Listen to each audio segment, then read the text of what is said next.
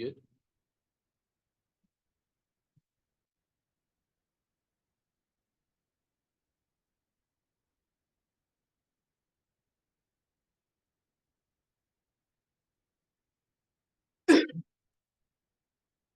Good evening. It's 5:30 PM on Tuesday, May 28th, and we are going to be starting our work session.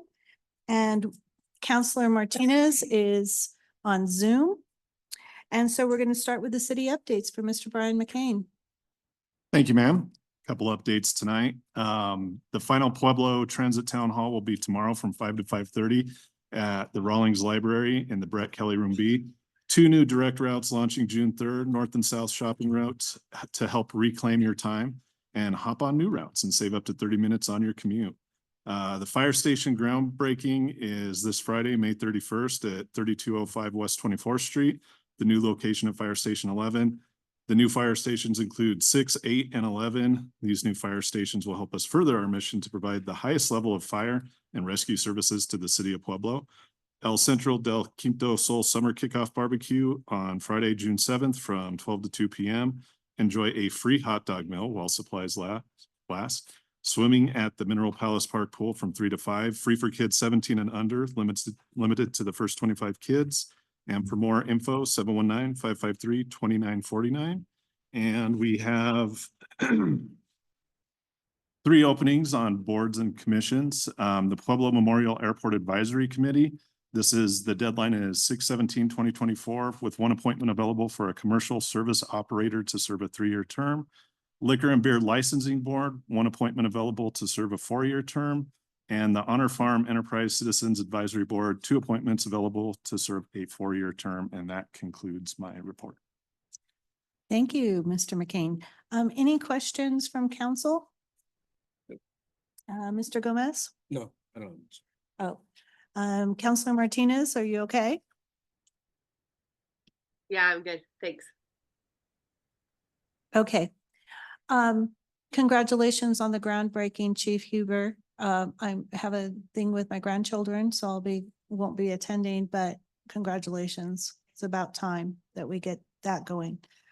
Okay, so let's move on with our first guest tonight, and it's going to be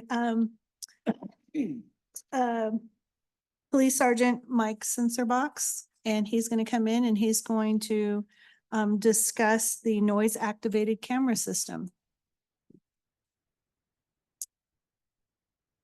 Good evening, Sergeant. Good evening, ma'am. Let me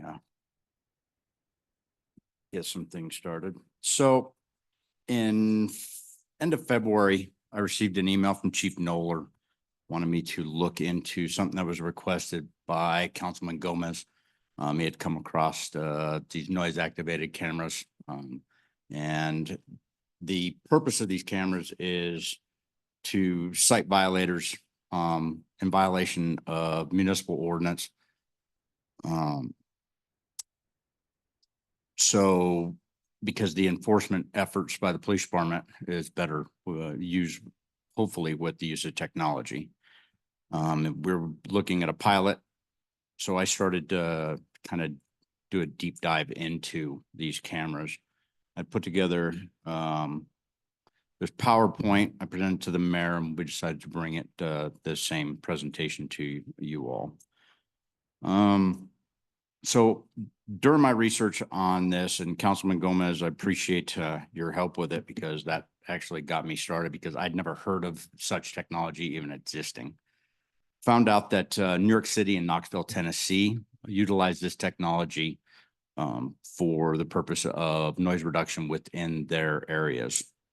When I researched into Knoxville, found out that they're actually using these cameras for enforcement efforts. What they do is utilize these cameras in targeted areas within their jurisdiction. And then once they collect that data, they use that data to go out and do proactive patrols. New York City, on the other hand, they actually utilize cameras for enforcement efforts. That is through the Department of Environmental Protection, not through the police department. So they have administrative citations. Taking a further deep dive, I found out that the city of Longmont had actually piloted a program back in late 2022. And found out through them that the city of Golden was also currently looking at that, and their city council was looking at the same technology for their jurisdiction. In Longmont's test, they found some problems with the technology. They only had and the PowerPoint is a longer version of what I'm saying, but they only had about a 10.6% read where they could have cited the violator out of everything that passed by them. I don't know the numbers off my top of my head, but with the activations of the camera. They also had a problem with the license plate readers on the technology. Being able to read plates. Then they also had problems if two vehicles are passing by the camera at the same time, that it couldn't pinpoint which vehicle was. So you can't cite if you can't say what that is.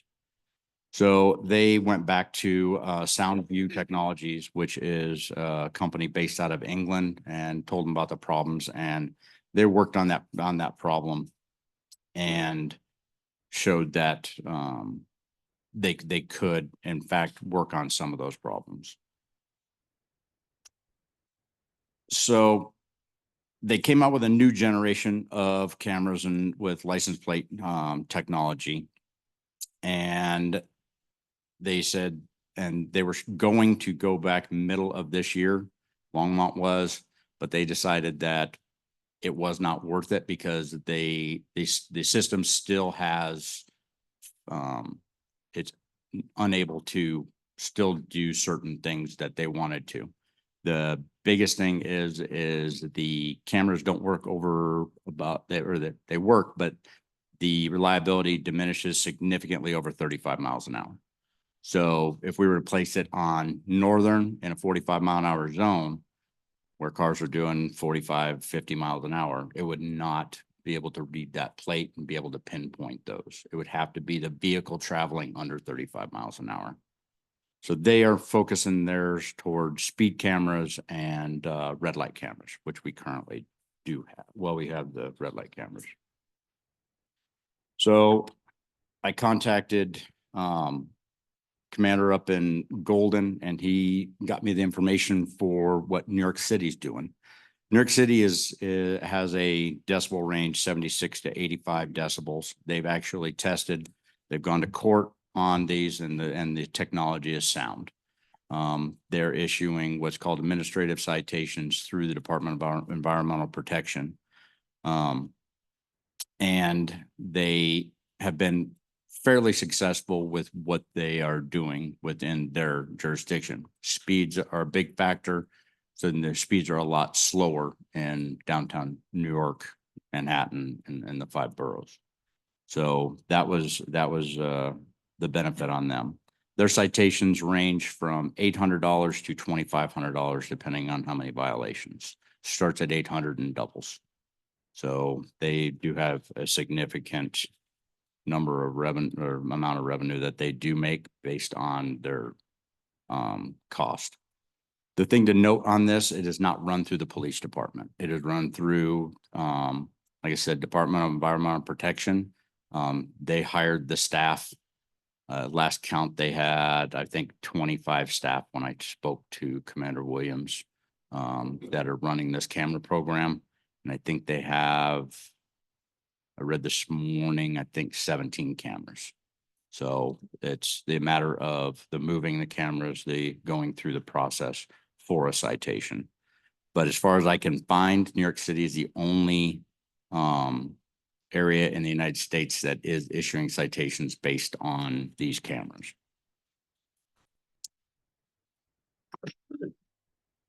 So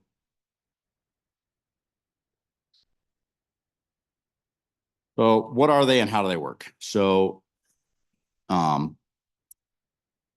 next one. So these are what the cameras look like and what they do.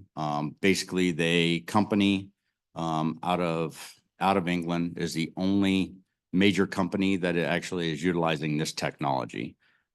There are a couple US-based companies that are working on, but it has not been developed yet. The University of New Mexico, Albuquerque, it actually has students actually working to build something like this.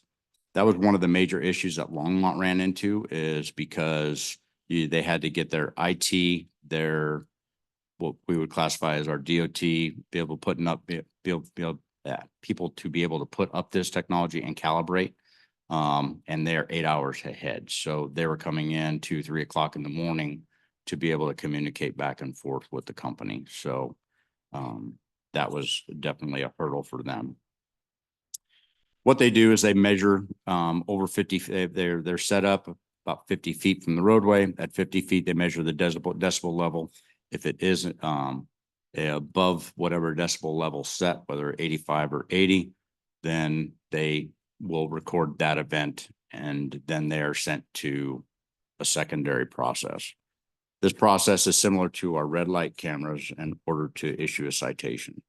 It has to go through a validation process.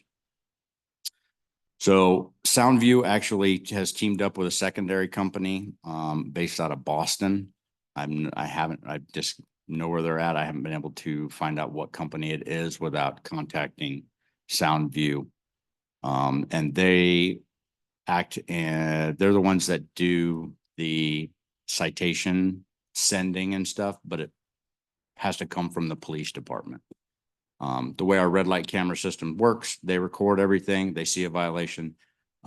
They confirm the violation. They send it to the police department. An officer has to go through each one of those citations, say, yes, that is a violation. And then it gets sent back to them for them to issue. It's the same citation process for the noise activated cameras. So cost, without really breaking down everything, it's roughly about a little over $48,000 a year for one camera.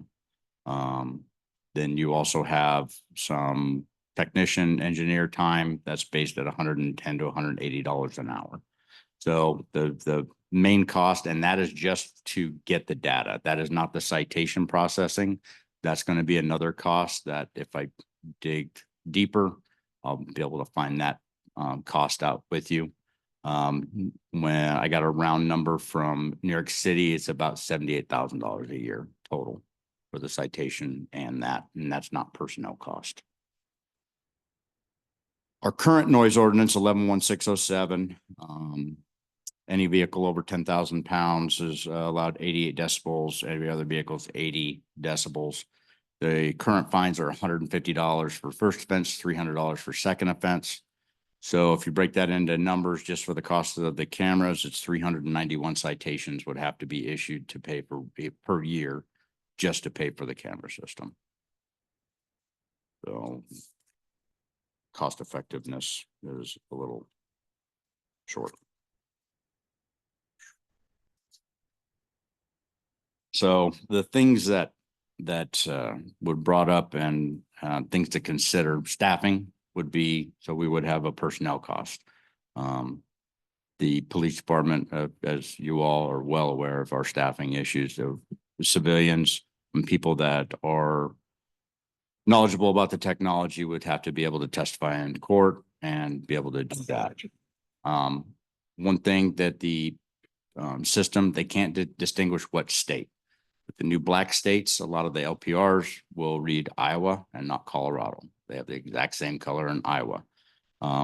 Motorcycles are another big thing. They can't read motorcycle plates. Motorcycle plate placement is different than a vehicle, than a car, and plate smaller. They can't read license plates with they're I think like a 4% reading on motorcycles. And the speed, as I mentioned before, 35 miles an hour, the vehicle has to be going for it to be able to record the event.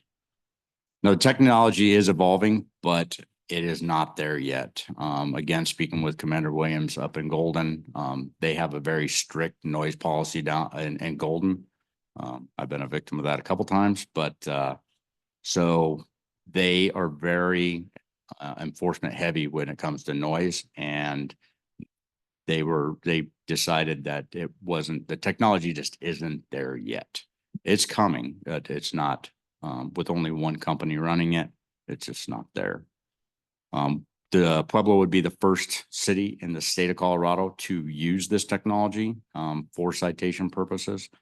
There's current legislation and legislators that are watching that for speed cameras, where they recently legislated that the max fine of, I believe it's $40 for speed. So if we were to raise the fines for these type of violations, the legislature, I believe, would probably take notice that we're starting to use it, and the possibility of them limiting the amount of that we could charge, that would probably be coming. So other than that, that's kind of in a nutshell and a deep dive of what I did. And if you have any questions, I'm more than happy to answer. All right, thank you. Any questions from council? Counselor Gomez?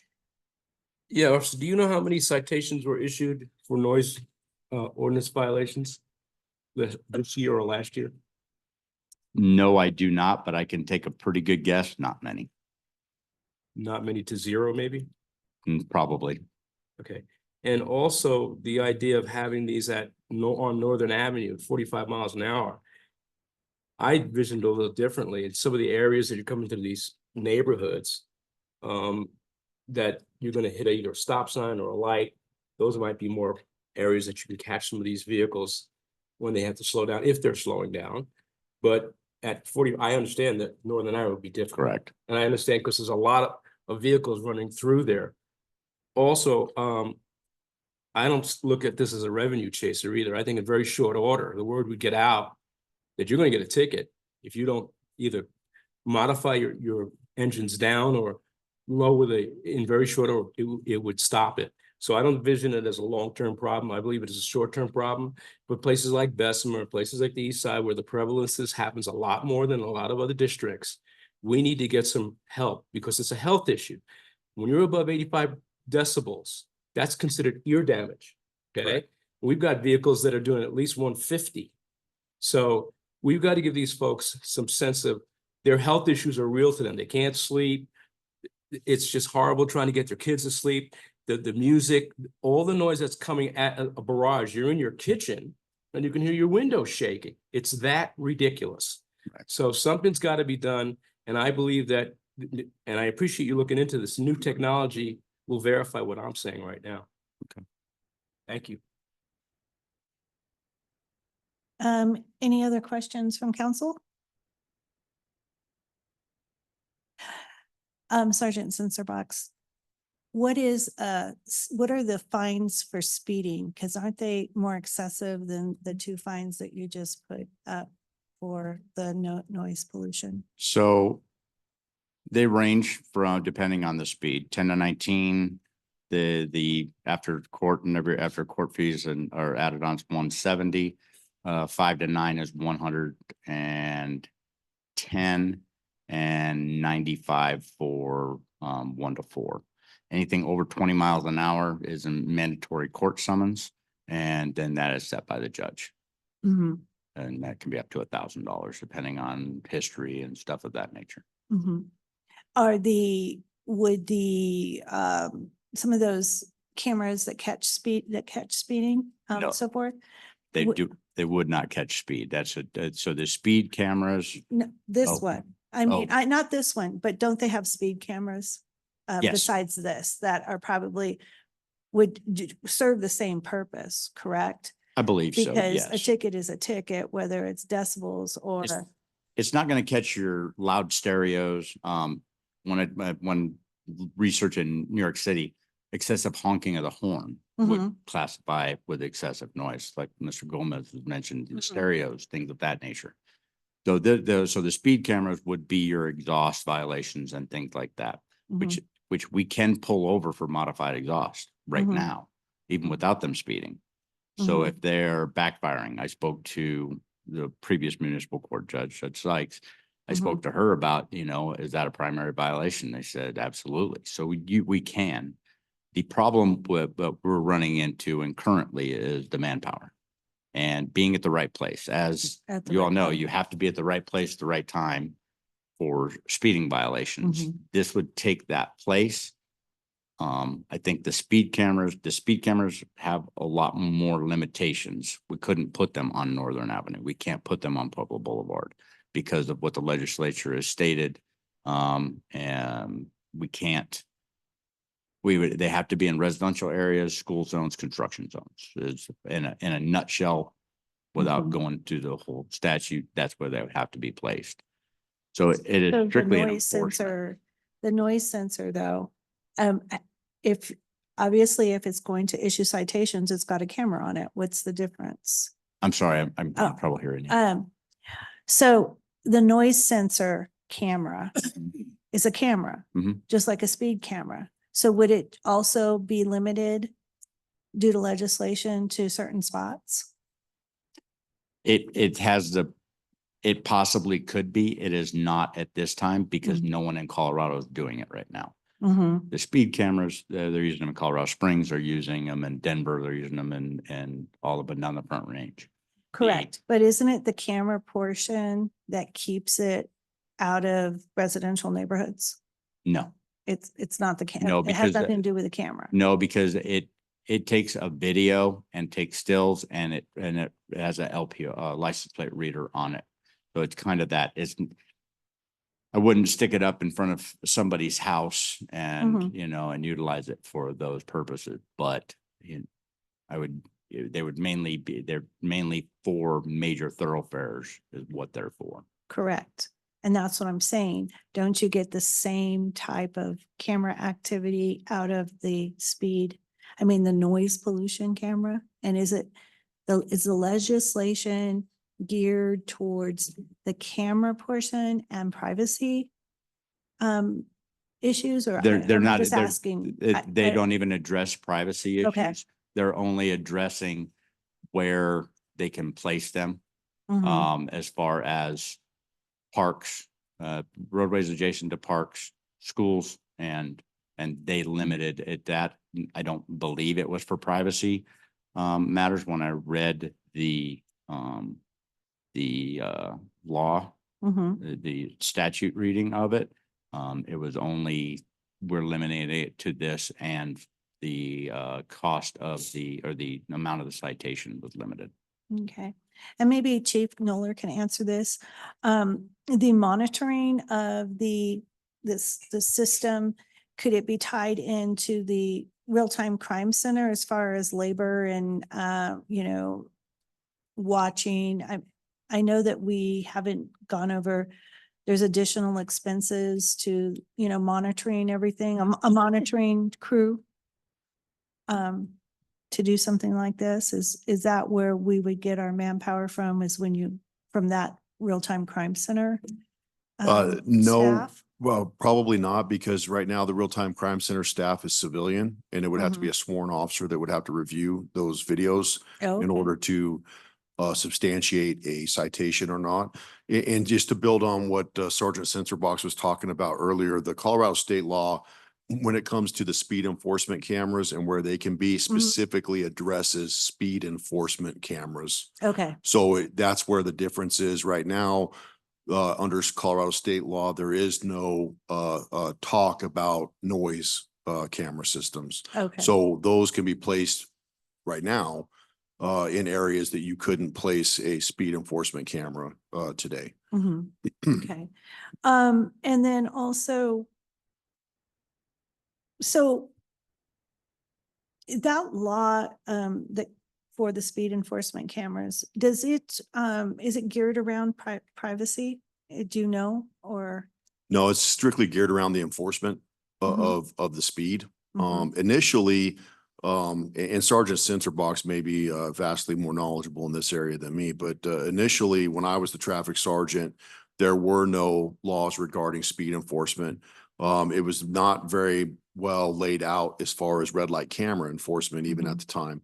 But what has happened over the years is, as those camera systems, particularly speed enforcement and red light camera systems, became more popular, the legislature started addressing some issues as their constituents saw it, and really tightened up the ability for departments to use those systems. Initially, there were no.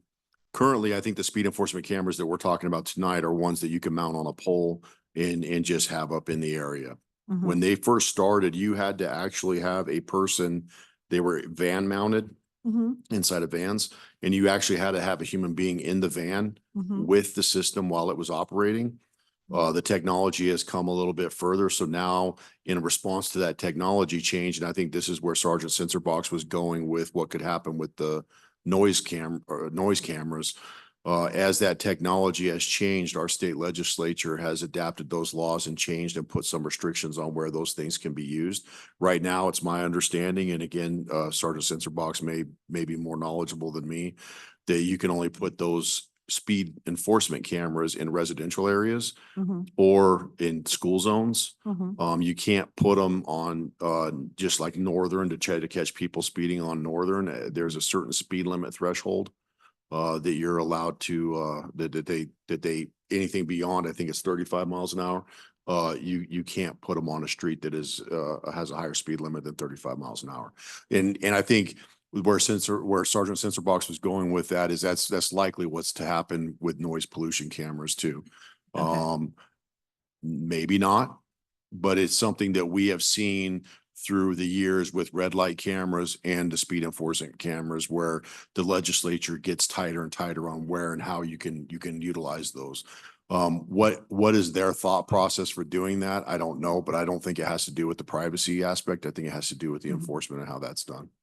Now, are you going to need an officer to man that per shift or just one officer that goes over the footage? It's hard to say right now. It would depend if the program was instituted. It would depend on the number of cameras, how many violations we were going to get. It's just really hard to tell how many people it would take Mhm. to process these things.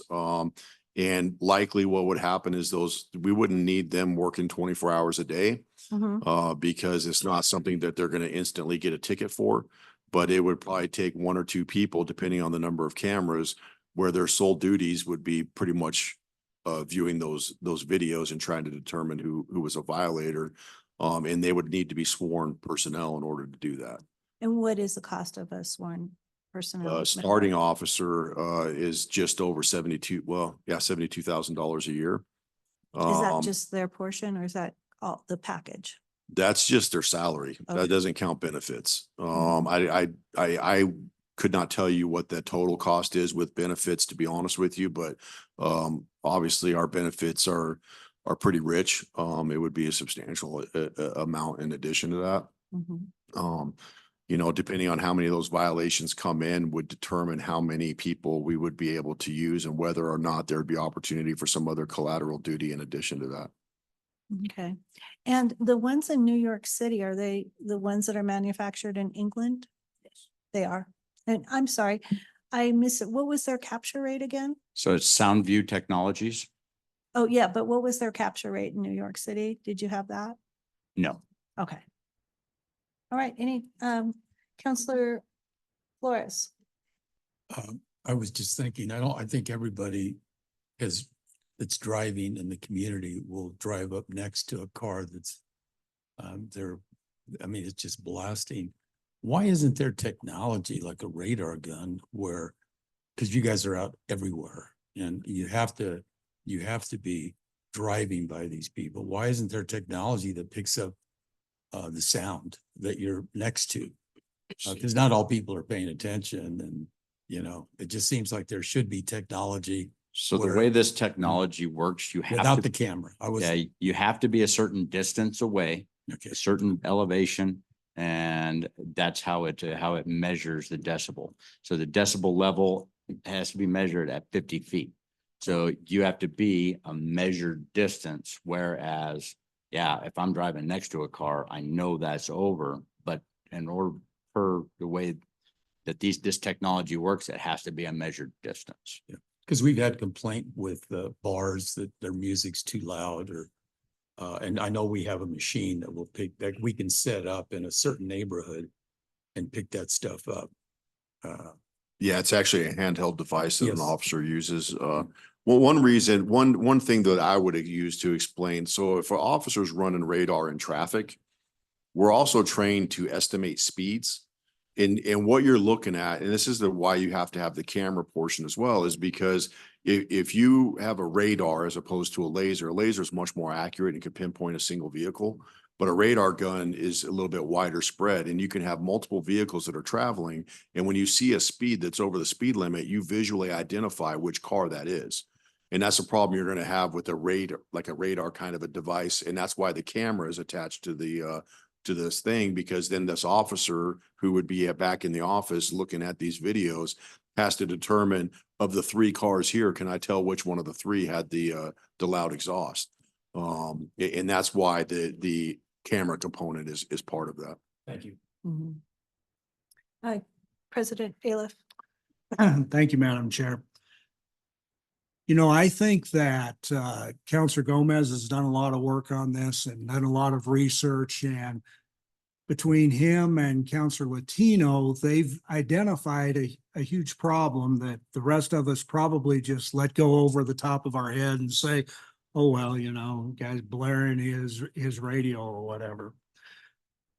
What's frustrating is this seems like a presentation to talk us out of it. And what I'm not getting is, it would be nice if, I mean, Counselor Maestri says, you know, how much is an employee? How much is this going to cost? How much is that going to cost? And all we get is, I don't know, you know, it's going to be this much, or it might be this much. It would be nice to have a presentation so we could give direction that says, if we do this, if we buy 1 camera, it'll be this. If it's 2 cameras, it'll be this. And this is what it'll cost us. We've identified a problem that needs to be addressed. So we probably need to do something about it. I have no idea if this is a viable solution or not. All I know is that I don't have enough information. We've spent an hour or 30 minutes and, and I have no idea what kind of direction to give staff or anything else like that. But I, for one, agree with them, especially Counselor Gomez, that it's a problem. We should address it, and we should get all of the information so we can make a great decision.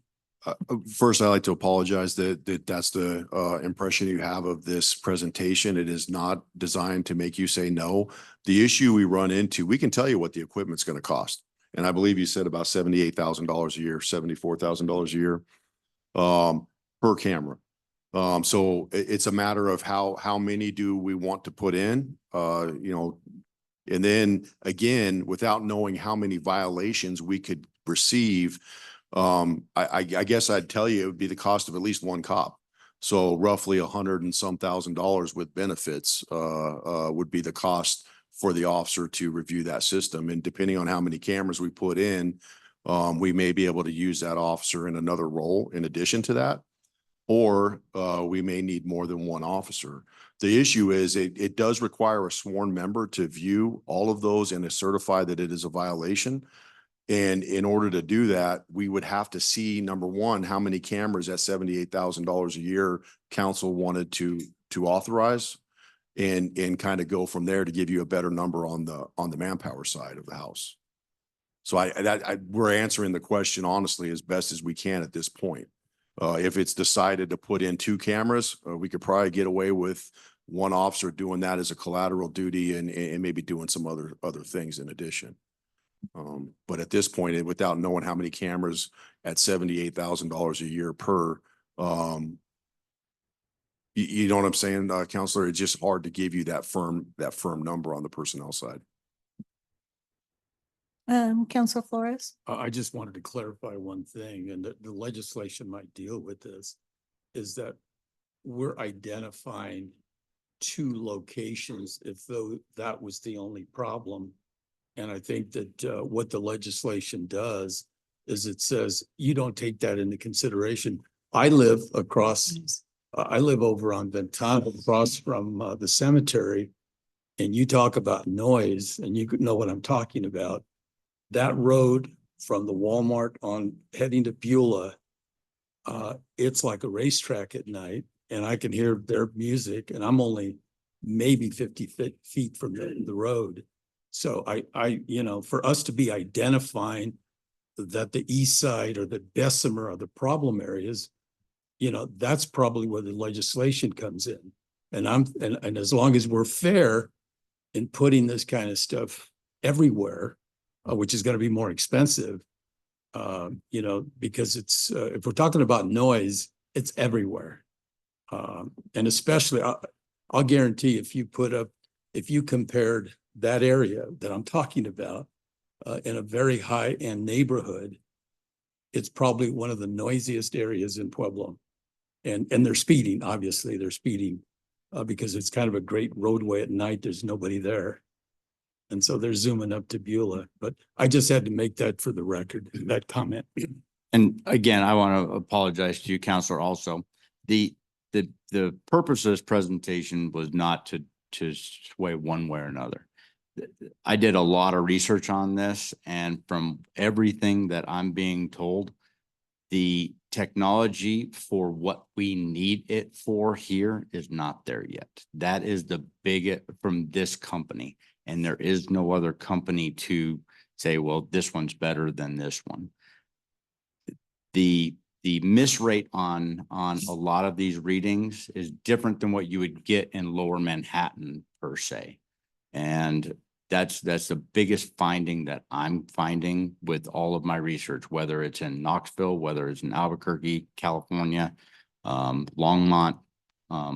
New York has the best range of, but they also have the most centralized traffic.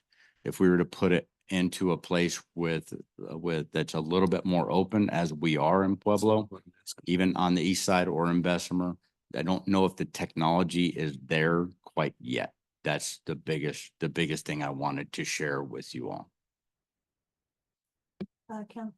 Counselor Gomez? Yeah, I'm concerned. I mean, I don't know what to tell my constituents, to be honest with you. You've admitted there's no intervention for noise now, right? There's no intervention to stop the noise in these areas, right? These young kids, and I was younger, and I know what it means, but they're elevated so high, it's like a mating call. And it's used in these areas to attract attention to them. And I'm talking about a controlled area. I'm not talking about Northern Avenue. I'm talking about maybe places like Pine and Ormond, maybe Glendale and Fourth, maybe Macy and Cypress. So you're going to slow down and you're in the neighborhood. It's a little bit more controlled than out on a major highway.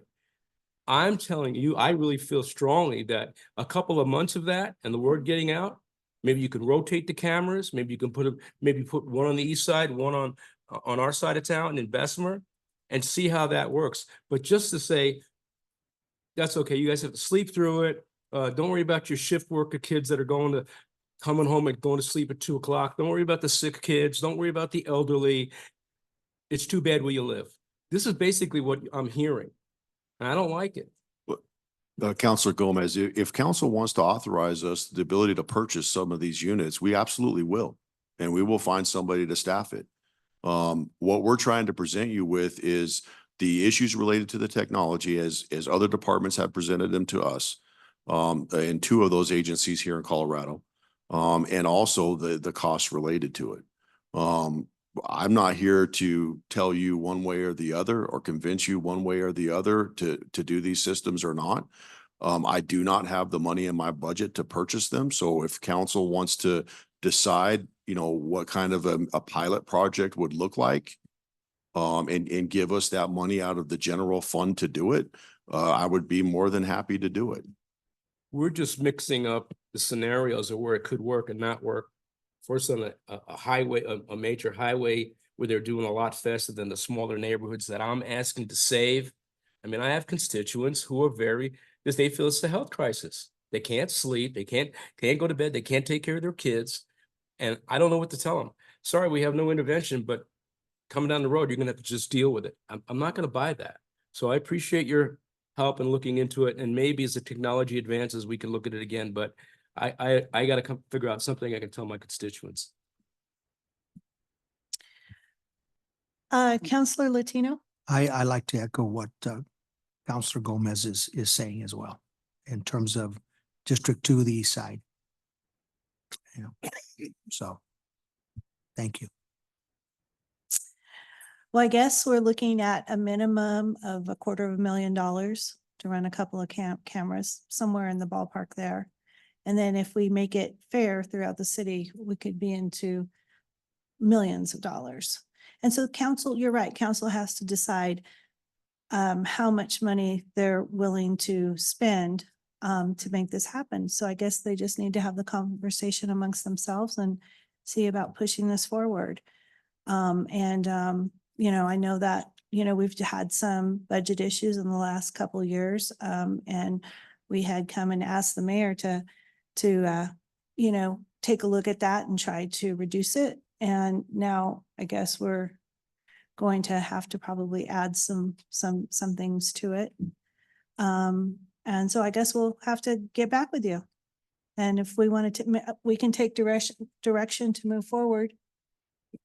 Oh, Counselor Martinez, I'm sorry. Did you have something? Yeah, thanks. Sensor Box, thanks that for all of the research. I know that that was a lot to do. And you know, I guess I hear the frustration among Counselor Gomez and Counselor Latino and Counselor Aliff. And I guess I want to note that I didn't necessarily get the intention or the vibes that you were necessarily talking us out of it. I think what I hear is that it's not the best option. It's not going to be a good return on investment. And so I don't think that this is the singular way to address this issue. There has to be other ways, right? Like there has to be other ways besides buying, you know, allocating $500,000 to a camera that's going to have a low return on investment because the technology isn't there.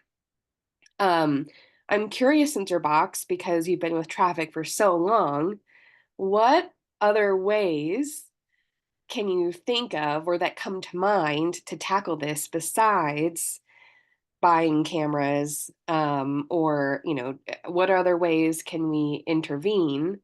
Perhaps it's like when they're at the time of installing new mufflers or, you know, something like that. Because what I'm hearing you say is this is not going to be the most efficient and effective option. So I'm curious on staff's guidance and direction if you have an alternative solution. The biggest solution or alternative solution is the manpower.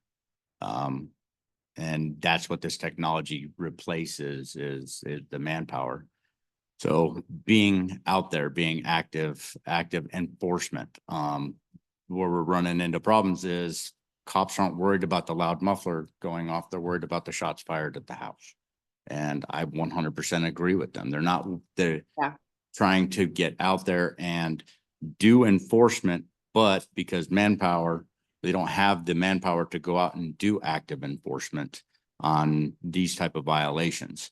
I work with my guys. My traffic division is down to 5. There's 5 traffic officers that go out and do enforcement in the city as much as we possibly can on top of other collateral duties that we have. And Sensor Box, how much, so 5 out of how many FTEs does traffic normally have?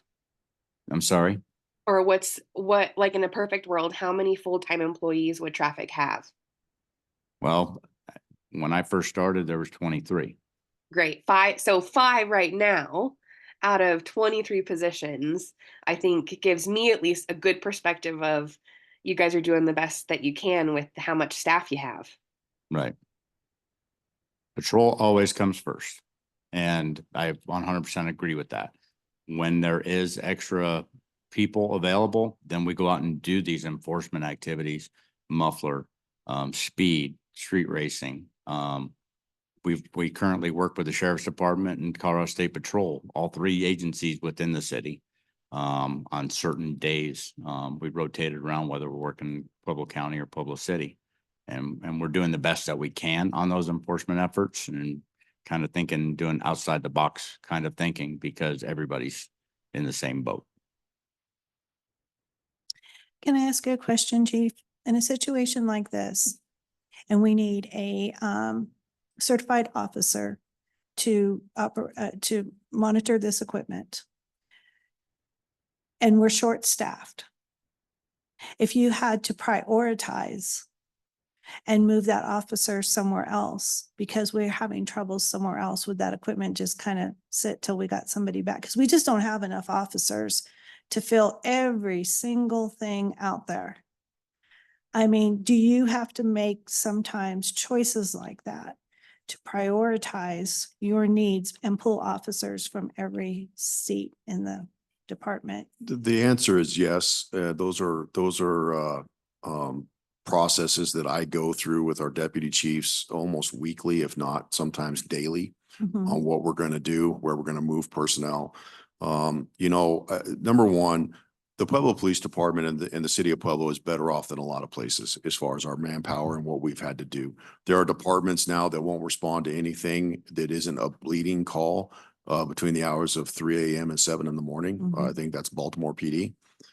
There's a couple of other agencies that are no longer responding to any call where there isn't somebody that is being physically assaulted or otherwise hurt. So we're better off than a lot of other places. But what we do is my responsibility is to try to handle calls for service and handle them by priority. Priority, 1, 2, and 3 calls are obviously being the most important. And then trying to still get other things done because I know that there's issues related to noise. I live in the city. I live near where Councilor Flores does, and I hear the same things that he does. I know there's issues with loitering, that there's issues with theft and other things that we're doing, and we're trying to manage all these things at once. And I can make a few people happy a day, depending on what the situation is, and everybody else, we're not handling things the way that they would like us to. So yeah, we do constantly evaluate that. I don't know what the future holds as far as whether I would have to move a person off of that detail to put them somewhere else, but I would need to prioritize what it is we're doing and where does that fall in that priority list, and then maybe move them into a different area potentially. Okay, Counselor Gomez. Yeah, I don't want to beat a horse to death on this, but technology advances pretty quickly and pricing costs go down dramatically, a lot. And I also look at, I don't know if you can answer this for me or not, but maybe a community officers could take the barrage of most of these and do a review and then make a recommendation to a certified officer who can make the final decisions. Some of those things, I don't know if you've thought about that, but you've got to understand from my constituent base, okay, which puts up with this, and slower areas in my neighborhood, in his neighborhood. They're coming through a little slower. They're stopping at stop signs. Sometimes they're not, but the prevalence and the frequency of which it happens is like almost constant. I can't begin to tell you. If you ever have an opportunity, I'll invite you to the house. We'll sit outside and have a pop, and you can sit there and listen into my backyard. Same thing with Joe. Same with my neighbors. We're putting up with this barrage like you can't believe. Not just I would rather be on Northern Avenue listening to it, to be honest with you. But when we're talking about these aging neighborhoods with people who are asking for some help as opposed to no intervention at all or some kind of answer, I don't think they're being unreasonable. They're taxpayers. They're paying for this misery. So how are we going to help them? Give me an answer. Give me something. I wish that I could give you an answer. I don't have the answers for I that. appreciate it. Thank you. Again, we'll just have to go back and make a decision through council if we're going to push it forward, and hopefully, we'll find an officer to come and monitor that. I mean, I don't know, if I was an officer, I think I'd want to be in there monitoring cameras all day rather than out on the street these days, but not that it's any lesser of a job where they're all serving our city. And so thank you, gentlemen. Anything you can do about fireworks before and after after 4th of July? You want to talk about something that drives everybody crazy? Yeah, everybody's doing it. Thank you. Thank you. Okay, and then next we have Pueblo Active Community Environments, PACE, with Eva Kosselin. And She has a guest with her tonight. Welcome. Thank you and good evening. As mentioned, I am Eva Cosaleon, MPO manager. You guys all know me. I am actually not going to be doing the presentation tonight. I am going to be handing this over to PACE member Matt Pujol. And if I could approach the bench, I would like to hand out these if that's possible.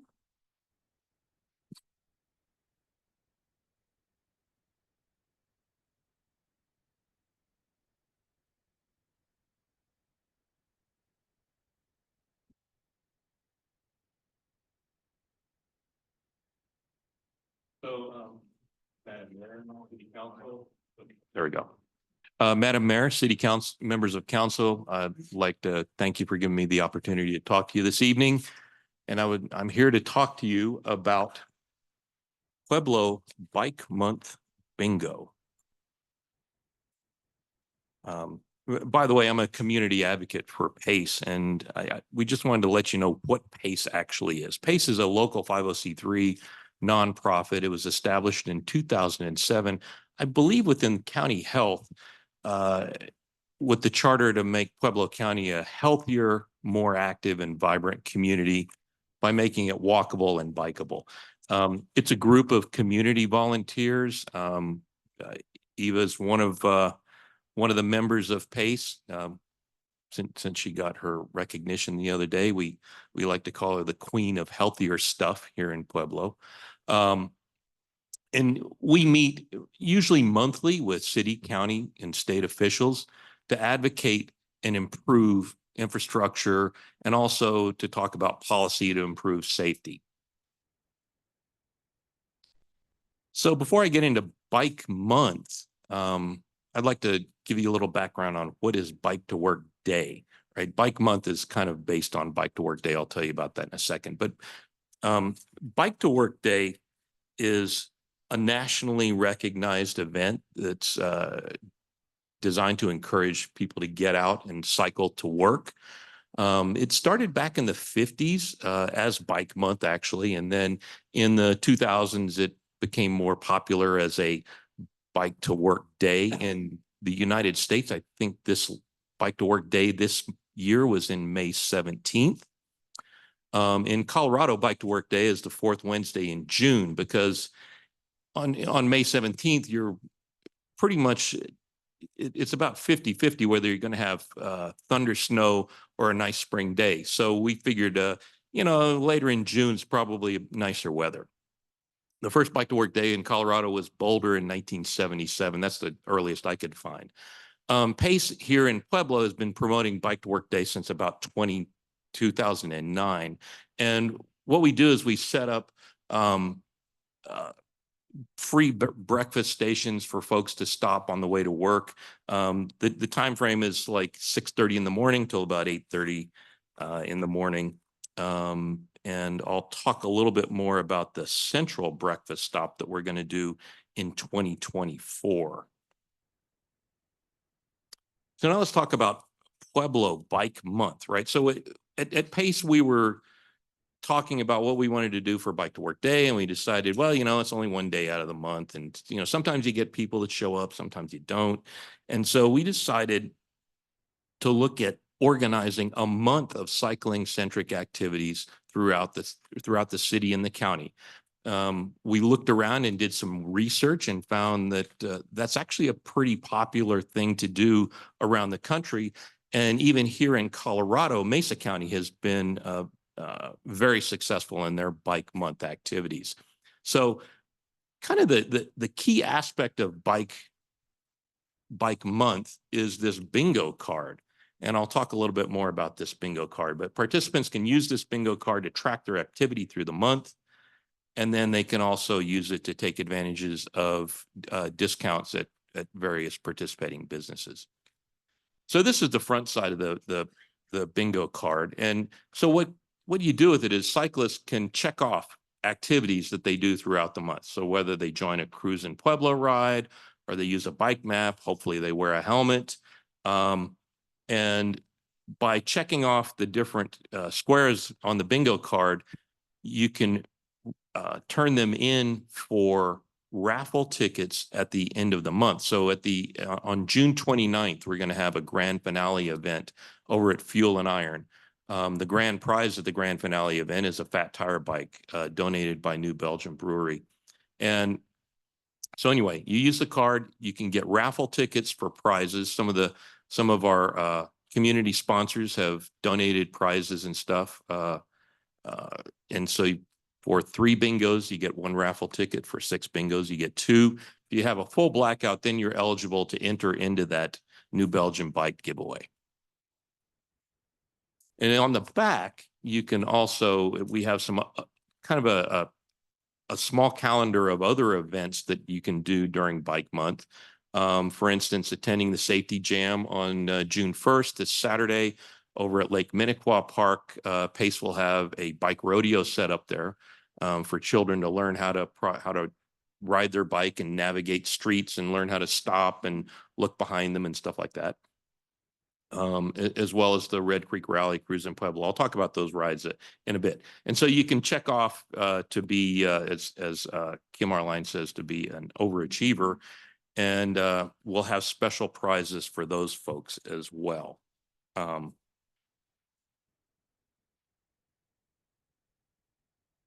So there are, as I said, there are a number of activity events going on around Bike Month. And aside from just the bingo card is a weekly photography contest.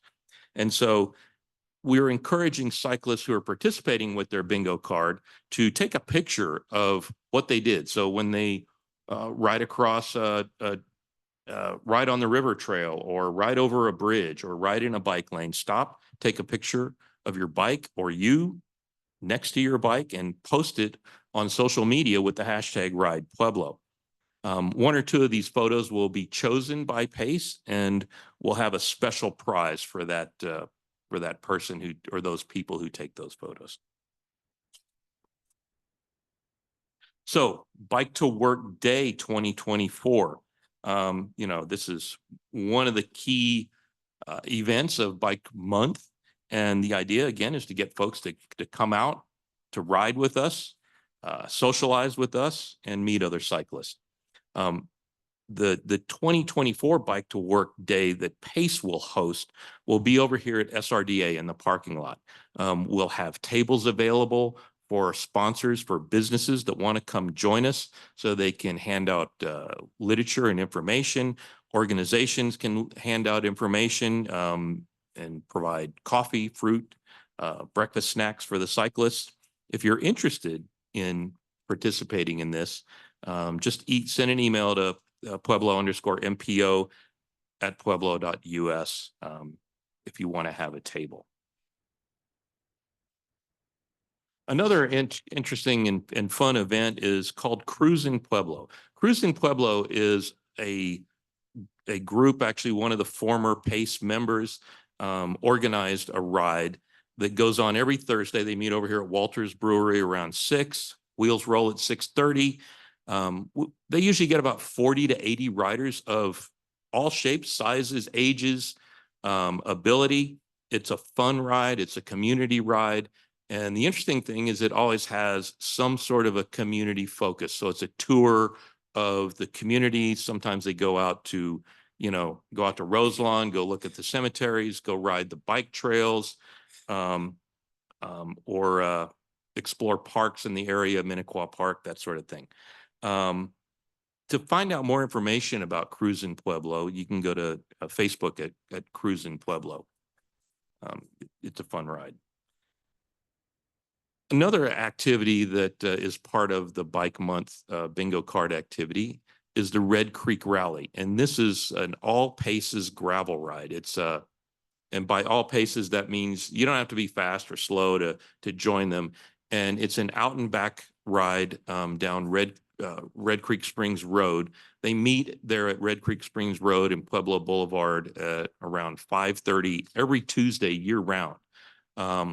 And they ride typically about 15 to 20 miles. You can meet up with 10 or 20 other folks if you go join that ride. Also part of this part of Bike Month is sponsorship opportunities. So this gives a chance for organizations and businesses throughout the community to help participate in the Bike to Work, the Bike Month activity. And that involves cash or in-kind donations. So things like gift cards for, for the event at Fuel and Iron for when you turn in your raffle tickets and you win. Also, you can support Bike to Work Day. I mentioned that a minute ago about you can get a table and work with us there. And also the grand finale event. You can also get involved by just promotion or direct involvement. Come out and help us at the grand finale event. We'll have some volunteer opportunities to manage some of the stuff going on there. There's going to be a couple of rides that will end up there. So please come and join us. So aside from just having fun and getting out and riding your bike and meeting some other people who like to get out and ride their bikes, cycling in Pueblo has a business impact. It has a business benefit. We can provide a healthier, more vibrant community, a place where people want to come and move here and live here. The Chamber of Commerce has given a grant for Bike Month to support advertising to attract visitors to Pueblo during Bike Month.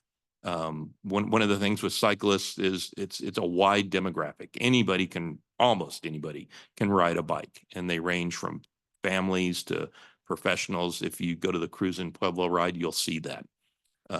It's also attractive to professionals and businesses who are thinking about relocating here. Cycling infrastructure encourages businesses to relocate.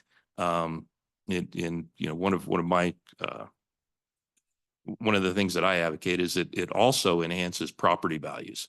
So to be close to bike infrastructure. And it has a direct economic impact. So when folks come from out of town to use our cycling infrastructure, whether they want to ride out at the reservoir trails or they want to participate in something like the grassroots gravel rally that happened last year, if you recall, I think Adam said he attracted 300 participants, and I think it was 1/3 of them were from out of town. Was that? I think that, yeah. So you have about 100 people from out of town who are going to come to Pueblo, bring their money, eat. Maybe they ate at Fuel and Iron. Maybe they ate at La Forqueta. We don't know. They may have stayed over in a hotel. They probably did if they attended the ride. So it has a direct economic benefit. And as people who know me, I would be remiss if I didn't mention the Trans Am bike race, which is a cross-country event that comes right through here, through Pueblo. It comes down 96 and goes out to Boone in Kansas. Those cyclists, they start in Astoria, Oregon on June 1st, and you'll see them here in town, probably starting around the 10th. The lead guys, they do that in about 18 or 19 days. And then cyclists come through. If you see one of these ultra cycling bike packers that's cruising through town in June, wave at them and hand them a bottle of water. They're one of the Trans Amers. Okay. I'd like to thank you for letting me speak. And if you're interested in PACE or interested in following our Bike Month activity on the web, it's www.activepueblo.net/bingo. We'll take you right to the bingo card and on the agenda or the schedule of activities. On Facebook, it's Pueblo PACE, and on Instagram, Active Pueblo 2008. So that's my presentation. Thank you. Eva asked me to mention, I know that we have a proclamation for Bike Month, I believe, from the council, and we would like to invite one of the council members. I would like to propose whoever has filled out the most on their bingo card can come and read the proclamation at our event at Fuel and Iron on the 29th. Thank you. Great, thank you. Any questions for council? I'm going to start with Counselor Martinez because I always get these hands waving on both sides of me and I don't see you up there, Sarah. Did No, you it's have okay. something? Yeah, thanks for that presentation, Matt and Eva. And I've told Eva this before, but I as a CSU Fort Collins alumnus, I am so stoked about this new Belgium bike. And I don't know how you guys got your hands on it, but that is such a hot commodity in terms of just biking in the Fort Collins community. And the fact that that's the prize for Pueblo is just, I don't know who you guys had to beat up to get that bike, but congratulations. Nathan's got connections. Man. So that's why I'll be participating, is because of this new Belgian bike and because it's a great opportunity to get healthy and see the community a different way. But that bike. We look forward to seeing you out there. Okay, is that all, Counselor Martinez? Okay, thank you. Anyone else? Counselor Flores? Is there such a thing as a map, but not on our main roads, but all the off-path bike trails and stuff? Is there such a map that we can know, I mean, it'd be nice to put on our channel too, so that people know where all the off paths are and off road bike trails that we have.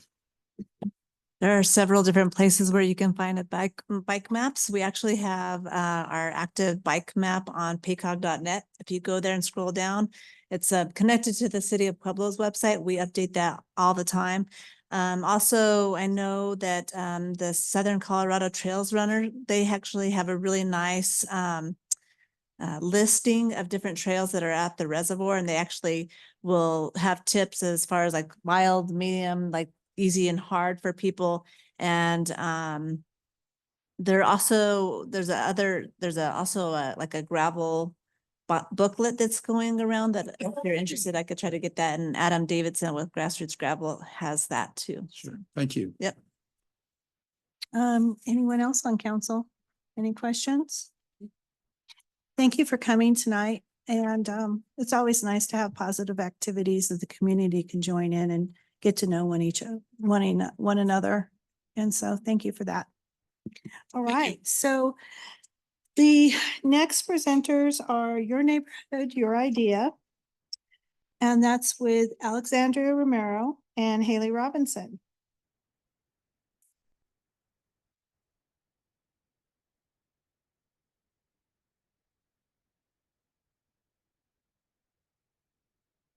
Welcome, ladies. Good evening, Council. Okay, thank you so much for having us this evening. This is a follow-up from our presentation that we did to you all in February. Just as a reminder, Your Idea, Your Neighborhood is a project that allocated $1 million for participation from the public. And we collected 72 applications for the projects from folks all over Pueblo. This process started in October with town halls. Then we asked folks to apply to be on the review committee in November. And then we had the application process open from December to January. And then since then, we've had the review of applications. We had a few of you who attended town halls. We also had a few of you who were part of the review with our review committee. And then you all received the applications that were reviewed by each of the participants. So we're here to give you an update about the top 12 that were chosen. Just a reminder a little bit about Your Idea, Your Neighborhood. So this is to encourage ownership for folks in the community and find out how they would spend $1 million.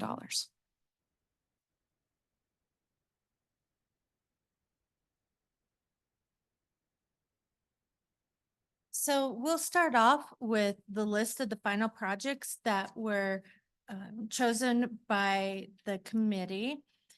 So what we have here is a snapshot of the first 6, and they have the district, the department, what the idea is, how much the request was for, and if there was any notes from the final review. So our first one is in District 1. It's a Parks and Rec, a Belmont picnic area, which was $7,500. The second one is also in District 1 for Parks and Rec, tree trimming and dead tree removal on Elizabeth Street Parkway. This was coming in at $127,150. Our third one is a District 1 for Public Works, 20th and West Street and 17th and Court pedestrian crossing improvements. And so this was at $45,500. And so what they were speaking about was doing at 20th and West Street, a crosswalk with 4 flashing signs. Then the fourth one in District 1 is Parks and Rec, an Olivia Memorial Bench for $3,500. Next, we have in District 2 for Parks and Rec, wayfinding signs to the Arkansas River and Trail for $6,600. District 3 is the next one for Police Department, Neighborhood Involvement Vehicle Radar Speed Management. So this was going to be in addition of Lehigh Park and 17th and Court. So they did look at that one and combined a portion of it with the request that was above for the crossing improvements. That came in at $13,341. Okay, and then the final 6 projects. District 3 is a public works project for speed bump in Lehigh Park and Regency. And that was a combination with the radar speed management. So that's 2 requests that were combined together, accomplishing the same goal. But one is with police for the radar detection, and then the other is for the speed bump, but they go hand in hand. Next is Parks and Rec project for Laura's Dream. So this is an update to Laura's Park, which many of you know there was a ribbon cutting this weekend, and it's to add tables and benches, and that's for $12,300. The next one is for District 3 in Parks and Rec project for City Park Bike Park. So it's like a pump track for the bike park that they'd like to see built for $300,000. And then the next is a District 4 project with Public Works, a Bessemer Welcome March when you come into Bessemer, for $175,000. And then we have a transit project, which is Bessemer bus shelters along the Northern Star, which is $203,500. And then the final project is a Parks and Rec project in District 4 as well, for 2 benches in JJ Ragosa Park for $4,600. So as you can see, the total allocated price point is $898,991, with a remaining balance of just over $100,000 for contingencies in case there's any room in the budget, anything comes up that needs additional funds. Next, we're showing you the projects that are broken down by district and department. So by district, we have District 1 had 4 projects for a total amount of $183,650. District 2 with 1 project for $6,600. District 3 with 4 projects for $325,641. District 4 had 3 projects for $383,100, giving you the total of 12 projects for the $898,000. And then you can just see how it is broken down by department for what folks would like to see. So our next step options are to bring the projects by resolution broken down by district, so 4 separate resolutions. Bring the projects by resolution broken down by department, which are also 4 separate resolutions, or bring the projects by resolutions all at once, which would be 1 resolution.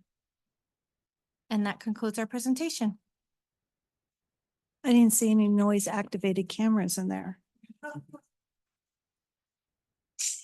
Okay, any questions from council? Counselor Latino. Why is there substantial difference between all the districts in District 2? Yes, so we went through and we did not have as many applications in District 2. I don't remember what the final amount was, but that was one of the districts that we did not see as many applications come through. We just didn't have as many folks apply for projects in District 2 to choose from.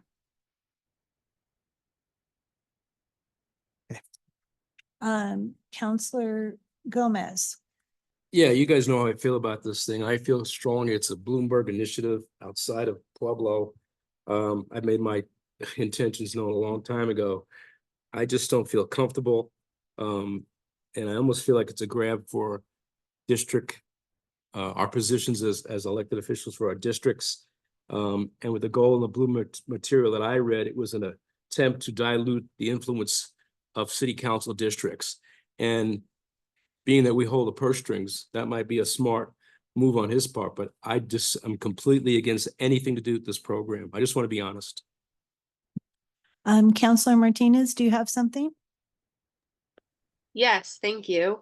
Thanks, Alex and Haley. You know, a couple of things. One, I actually went to the review of all the District 3 applications. I went to that meeting and just to observe and hear, and I think that the committee themselves, I was so impressed with how they went through application by application, literally, and talked about them and scored them and kept them in mind within the context of the broader picture and all the other applications. So I was really impressed by just the intentionality and the discussion of the Your Idea, Your Neighborhood committee.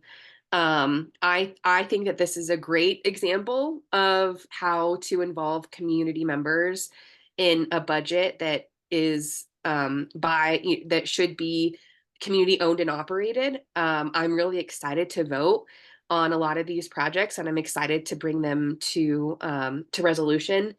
Haley, you talked a little bit about, or Alex, moving forward with the resolutions. There's a couple different options. I'm curious, does staff have a recommendation on one of those over the other, or are you asking for direction from us tonight?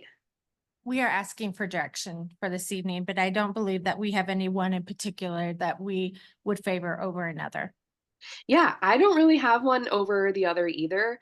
I would like to get these voted on and through the process as quickly as possible, because then the monies can be appropriated and you know, have a specific account and then be spent.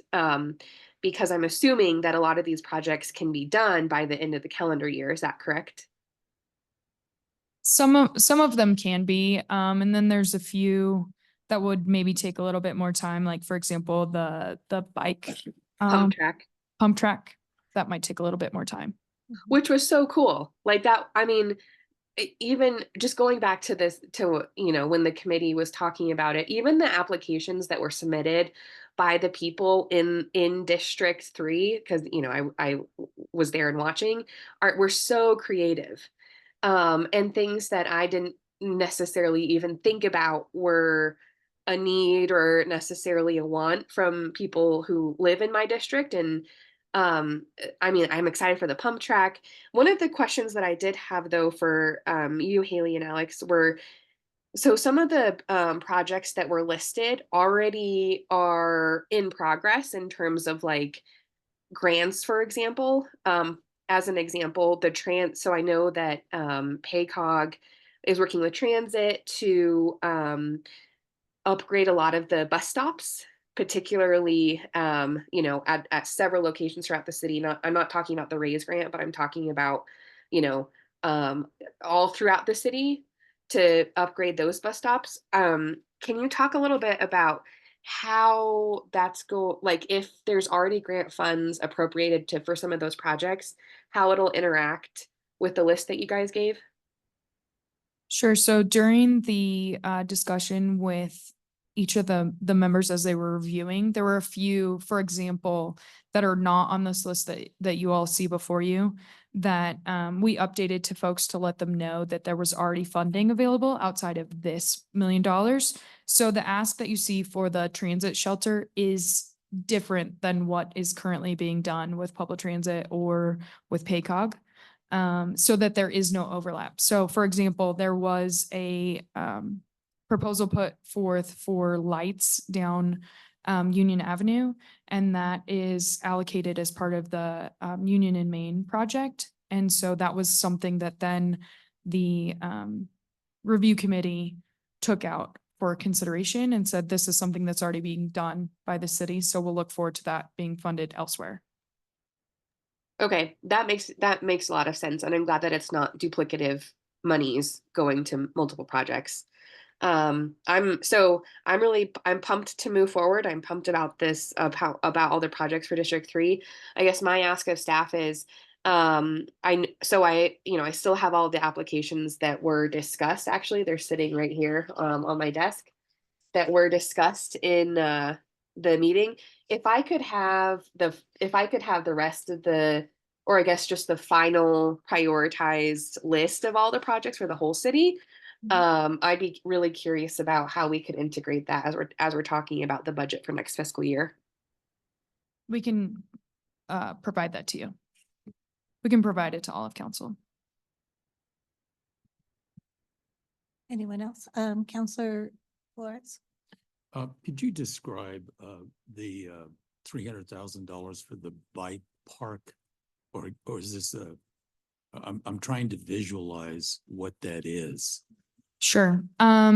So this is something that each one of these projects was also reviewed by our internal teams. So that's why they're broken out into Parks and Rec, Public Works, Police and Transit. So each of our department directors have reviewed these, but I can tell you a little bit about the project. It's a dirt bike pump track. So kind of like what you would see for like a motocross track, but for folks to actually be able to ride their bicycles, big jumps, and like dirt hills so that they can use it as a Will this big. be at within the city park? Correct. Okay. Yes, it's an addition to City Park. So see, I wouldn't call that a district. I mean, the city park is really utilized by everybody in the city.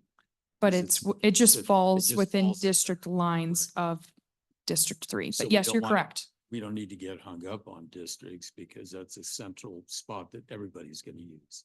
Correct. So, okay, thank you. You're welcome. Counselor Latino? Yes, as in the case of Counselor Gomez, I'm not for this either. But I just, for myself, I don't think we need to package it up. I think they need to come to us individually, because one thing I do know is there are no hard costs on any of this. Like there isn't a proposal. And what we do is we approve things, and the monies, they get everything and all the costs together, and they're exceeding. And then now we say, well, we've already we committed 300,000. Now we need to find another 25,000. So I think that as you bring them to us, they have to have hard costs involved individually. And that's just my thought. So That's helpful. yes, Counselor Mayor Brown. Maestri. Thank you, Council and Counselor Latino and Counselor Gomez. I know that you feel, strongly against this initiative because it is a Bloomberg initiative, which I completely understand. But I think that we're talking about taxpayer dollars here, and these have been taxpayers who came to the city and to the council with ideas on how they thought these dollars could contribute to the community. A lot of these projects that are listed on here are going to be for the youth, things that can help kids stay out of trouble, like the bike park and Pump Park and City Park. And every single one of these projects is a capital improvement project that's just going to make the city better in some way, shape or form. So I do ask that you reconsider your thought process on what the Bloomberg initiative is and take that out of it and just think of this as community members coming before the council, the mayor and the rest of the city asking for these certain projects to be done, whether it's in a park or a stop sign, to slow traffic down when people are crossing it. I think if you take the Bloomberg issue out of it, these are all really good projects, and these are all projects that can be enjoyed by everybody in the community. And the money has been budgeted and appropriated already for this year's budget, and these are pretty close to hard costs. That's why the departments have already looked them over, and why you're seeing these numbers here tonight is because they've already did a guesstimate on what that project was going to be. So happy to bring it back, once the projects get a little bit more narrowed down to you so you could see what they look like. But I just ask you to reconsider your thought process, because I think that all these projects, these 12 projects, are going to be really good for all the community members. And these are community members putting their opinions forward on how $1 million should be spent and what they would like to see and how they would like to enjoy amenities in the community outside of it being a Bloomberg initiative. Thank you. That is a big word, guesstimate. Guesstimate is a big word, especially in this industry of infrastructure and creating infrastructure. An example in what we've run across, the plans for the fire department. They asked us for 600,000. They ended up being 1.5 million almost. The plans for you're going to have architecturals and you're going to have engineering for that bike park, which can be very, very costly. There's more than probably half of your budget from my experience. And so I think that if you're going to bring them forward, that guesstimates aren't really what we're looking for. We're looking for hard costs to see if these are going to even work. And, that's what the taxpayers do. They elect us to make these decisions, and we don't really even make these decisions here on council. Usually the departments put their list of needs forward and we approve those needs. It's funny to me that we don't have, and just already in the regular budget to trim those trees on the Elizabeth Parkway, that we're actually going outside the Parks and Rec budget to pay for that. And some of these other things. And so some of this stuff looks like it should just be in the budgets already. A bike park is a little different, but it's very costly to put a bike park together, there's also a lot of liability involved in the city once you have a recreational sport like that and so forth. So it would be nice to see the hard costs, because that's going to have probably, I don't know, I'm not the insurance expert, but it probably would have to have some sort of special coverages too, which would be part of their maintenance every year. Now we're looking not just at creating it, but we're also looking at future maintenance over the next few years. So, and again, that's where I'm at. I don't know about everyone else. Councilor Gomez. Yeah, have you guys had contact with Corinne Kaler, Jeanette Garcia, Jean Lacka from Trees Please in reference to some of the things that you're proposing? Yeah, the Arkansas River Trail wayfinding signs actually came from Corinne. Right. Yeah. And this is a past legislative project brought forward by the last administration, not this administration, correct? That's correct, right? So it was budgeted and appropriated in the 2024 budget, which was passed in November. So that would be correct, that we did the passage of that piece in the prior administration. Okay. And again, I'm just concerned as my role as a duly elected official for my district. A lot of this was going on. 2 representatives were picked from my district. I didn't get a heads up, anything about it. It was just moving along without any consideration given to the duly elected officials. That's the way I see it. And it's pretty offensive to me. So for what it's worth, I have nothing against you guys. Good luck with it, but I'm not going to participate. Thank you. Can I say one thing, Councilor Maestri? Yes, Councilor Martinez.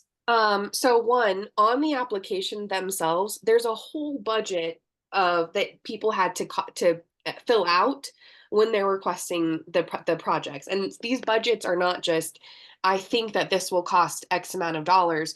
They're detailed budgets that are broken down into how much concrete will cost and how much installation will cost and what does staff time look like. And so it's not just, willy-nilly, hey, I want to build a bench. They provided actual costs in all the applications, and I'm sure that staff have all of those have all of those costs when you're talking about, that guesstimation is a word that we use too often. These are not guesstimated numbers, they're actual numbers that the committee and staff reviewed when we're making this budget. Second of all, to Councilor Gomez's point, I believe that we were included in this process. All of us got calendar invites to go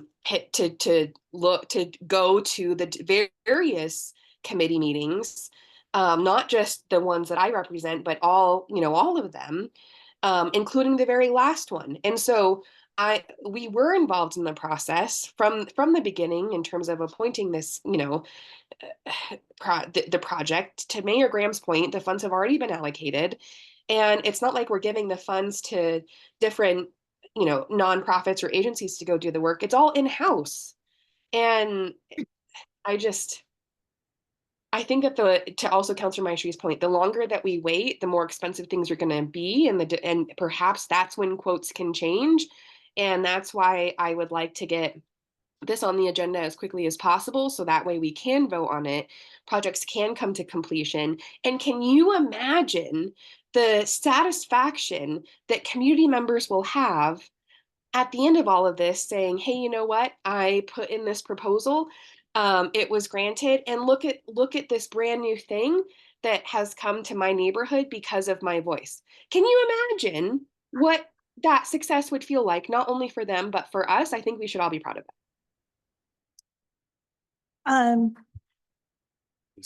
Point taken, Counselor Martinez. I think, did you have something to? I just wanted to answer your question. So Well, here's the thing. Were any of those costs followed up with a request for information or request for proposal? Those are hard costs. When the city puts those out to through the purchasing department, that's what comes back as a hard cost, and that's what we're going to have to pay. There, we enter into contract, it's written in stone. Were any of the things that you have followed up with a request for information from contractors or request for proposal? Yes, so when we received the 72 proposals from the public, we then had internal review, so that they might have put estimated cost of, let's say, $100,000, and then we bid out the concrete, we bid out the bench installment, we bid out all of Bid the it out various things. Within. Correct. Correct. But we would be subcontracting all of those costs out. And so In some instances, but not all, but in all of these proposals, the costs were then updated after going to our internal departments. So these costs were not just from the public. They were verified by us internally. okay, so Because you might think like a park bench is like $1,000. Well, it's not. It's going to be $3,500 because there's a concrete slab that goes in. correct. They're There's going all- to put there's all the different pieces. yeah.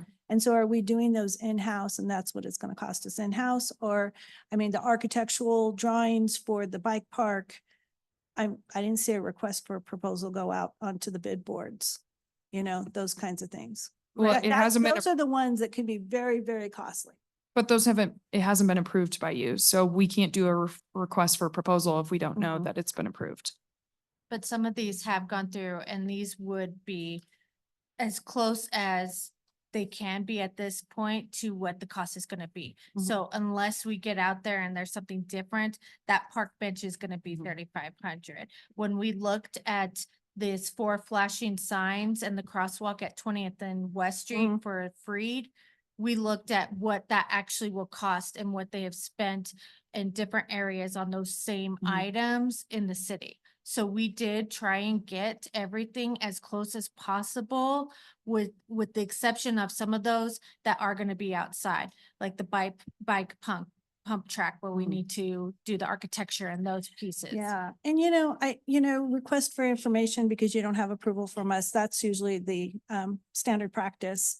But I guess I can understand Counselor Gomez's frustrations because he needs a noise activated system in his neighborhood as well as Counselor Latino, and they've never been, now they have to look like the bad guy and taking it, because right now, if we took it out right now, we'd be taking it from the fund balance to fill that. And this is what we're trying to say on council. We know the priorities of the community more so than the community coming forward on a committee that wants to spend $1 million.